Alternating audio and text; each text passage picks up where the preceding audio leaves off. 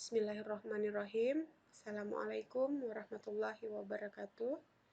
Berikut adalah video demonstrasi kontekstual modul 1.4 Budaya Positif. Mempraktikkan pemahaman tentang segitiga restitusi dengan murid sekolah. Kenalkan, nama saya Irma SPD, CGP Angkatan 6 Kabupaten Banjar. Terlebih dahulu kita mengenal apa itu restitusi. Restitusi adalah proses menciptakan kondisi bagi murid untuk memperbaiki kesalahan mereka, sehingga mereka bisa kembali pada kelompok mereka dengan karakter yang kuat. Goossens 2004. Jadi di sini benang merahnya adalah kita ingin murid tersebut dapat memperbaiki kesalahan mereka ya. Pada selanjutnya yaitu adanya segitiga restitusi. Yang pertama, menstabilkan identitas, yang kedua, validasi tindakan yang salah, dan yang ketiga, menanyakan keyakinan. Marilah kita lihat dua kasus yang disajikan. Pada pemaparan ini, kasus yang pertama yaitu kegiatan memalak teman yang dilakukan oleh siswa terhadap siswa lainnya. Kasus yang kedua yaitu berkata kotor atau mengejek teman, yang mana dua kasus ini seringkali kita temui dalam pergaulan anak murid di sekolah ya. Baiklah, kita lihat seperti apa gambaran kasus yang terjadi dan seperti apa penanganannya. Kasus 1, kita simak bersama. Ya, demikian tadi pelajaran kita pada hari ini tentang pokok bahasan pecahan. Jadi sebentar lagi bel istirahat. Apakah ada yang ditanyakan pelajaran hari ini? Silahkan. Kesa? Ada yang tahu Kesa kenapa? Oh ya, baiklah, silahkan yang lainnya untuk beristirahat dengan tertib. Siapa yang melakukan kebajakannya? Ya, nanti jam istirahat Kesa sambil izin tolong temui ibu dulu ya untuk pelajaran kita pada hari ini. Assalamualaikum warahmatullahi wabarakatuh. Waalaikumsalam warahmatullahi wabarakatuh. Ya, itu tadi cuplikan kasus 1, di mana sebelum mengakhiri kegiatan pembelajaran di kelas, menjelang jam istirahat, Bu Irma melihat salah satu siswanya bernama Keisha menunduk menangis. Lalu ditanya dengan teman-teman di kelasnya, Keisha kenapa? Oh, ternyata Keisha telah dibajak oleh salah satu temannya juga yang bernama Al-Farijin. Setelah pelajaran ditutup, Bu Irma memanggil Keisha dan juga Al-Farijin ya untuk diselesaikan permasalahannya. Adapun tindakan-tindakan penyelesaiannya yang pertama yaitu Bu Irma memanggil Keisha ya. Kita simak videonya. Keisha, Ibu Irma mau nanya, apa benar terjadi pemalakan kemarin? Iya. Siapa yang malaknya? Farijin. Kapan kejadiannya? Hari Senin sama hari Sabtu. Berarti 2 kali pemalakan. Berapa? 5.000. Sama. Pertama 5.000, kedua 5.000. Gimana kejadiannya kemarin? Pas jam istirahat di kelas. Di kelas. Ada yang ngeliat teman-temannya? Nggak ada yang ngeliat. Berarti Keisha terakhir keluar gitu ya? Sudah ada bilang ke orang tua kejadian ini? Sudah ada ngelapor ke wali kelas atau guru lain? Kenapa? Kalau nggak dikasih, Pak Dirjennya marah. Tadi nangis karena udah nggak punya uang jajan berarti. Ya nggak apa-apa, lain kali kalau ada permasalahan bilang aja ke guru, biar nanti diselesaikan oleh pihak sekolah ya.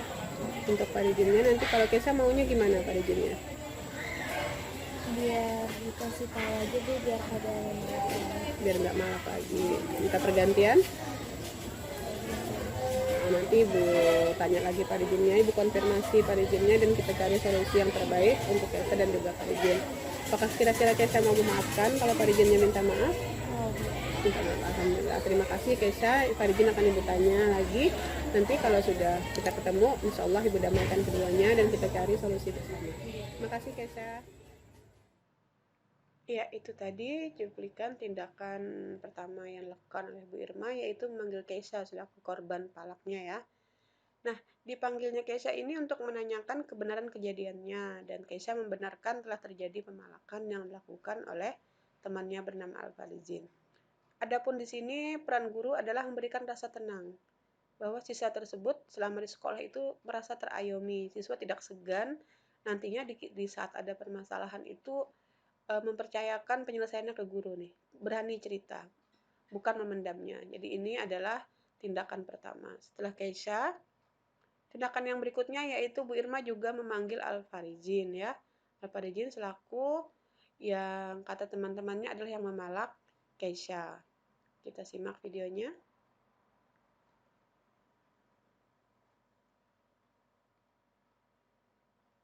Farijin tahu kenapa Ibu panggil ke sini? Karena mempalak teman. Siapa yang kamu palak? Keisha. Keisha. Kapan kejadiannya? Hari Senin sama Sabtu. Sabtu kemarin berarti ya? Biasanya nangis. Ada berapa uang yang dipalak? 10. 10.000. Oh, 5.000 yang pertama, 5.000 lagi berikutnya. Ya.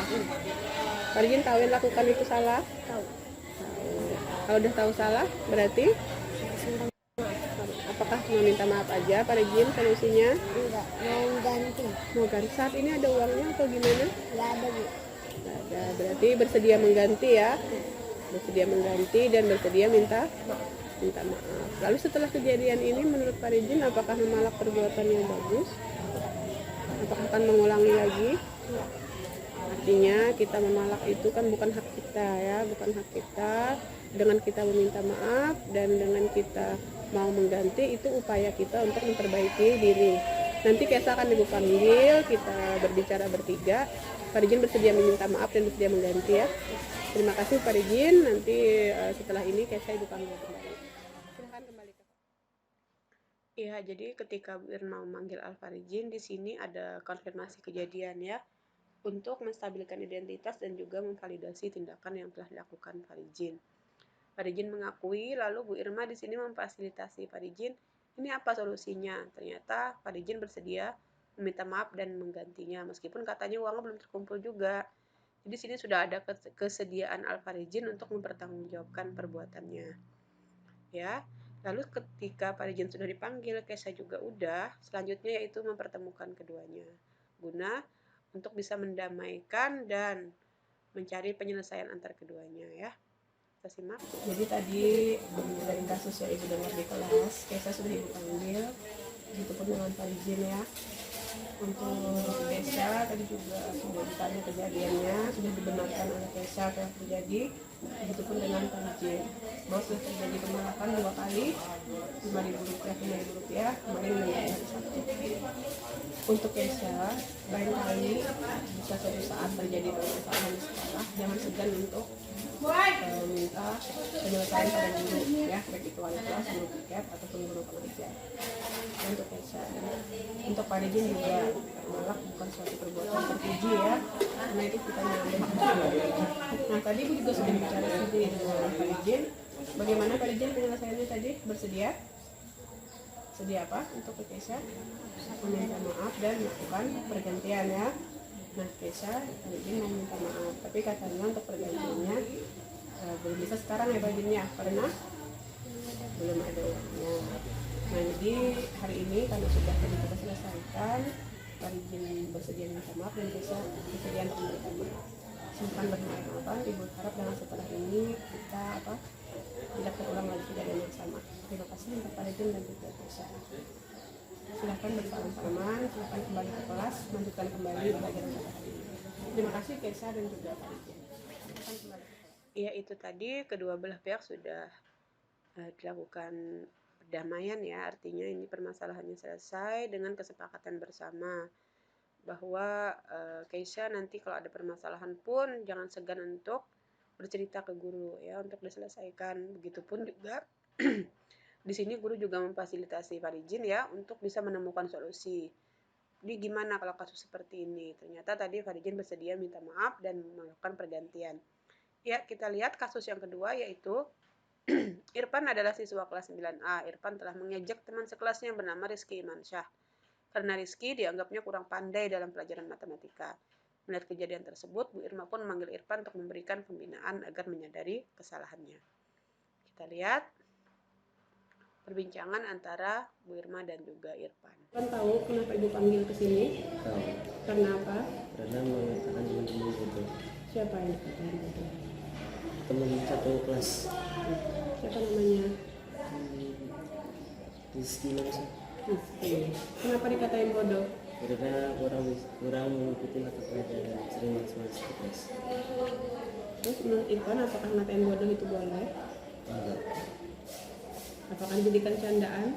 Jadi bercandaan ya, kalau bercanda di dalam kelas. Iya, meskipun temannya kurang mampu dalam pelajaran, tidak boleh dikatain bodoh. Terus, apakah sudah meminta maaf? Belum.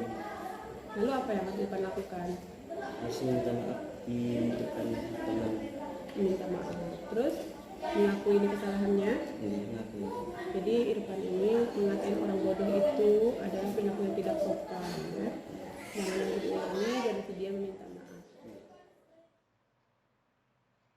Nah, ketika melakukan pemanggilan pada Irfan, di sini ada identifikasi kejadian ya, untuk bisa menstabilkan identitas, memvalidasi tindakan yang salah juga si Irfan.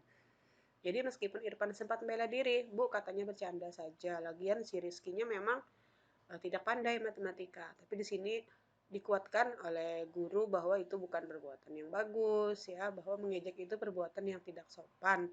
Sehingga di sini muncul kesadaran dari Irfan bahwa itu salah. Lalu Irfan bersedia meminta maaf. Dan setelah ini Bu Irma dan juga Bu Irma akan memfasilitasi Irfan untuk meminta maaf kepada Rizky Imansyahnya ya.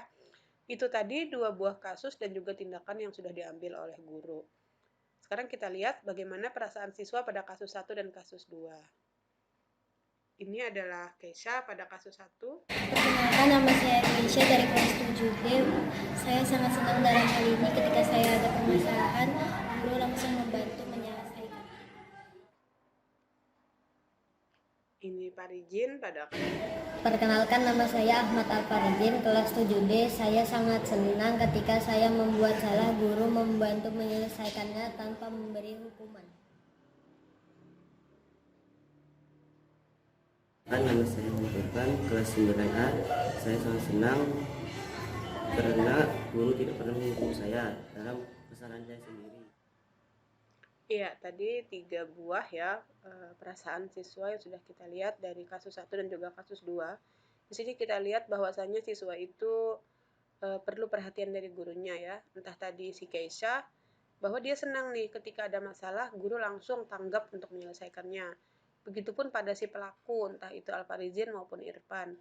Ternyata tidak langsung dihukum itu siswa lebih senang karena didampingi dulu nih gimana menyelesaikannya. Tidak langsung diberikan hukuman ya. Itu tadi 2 kasus penerapan segitiga restitusi yang dilakukan oleh Bu Irma pada kasus 1 dan kasus 2. Semoga dari gambaran kasus ini dapat menjadikan pembelajaran bagi kita guru bagaimana menyelesaikan permasalahan di sekolah secara lebih bijak ya.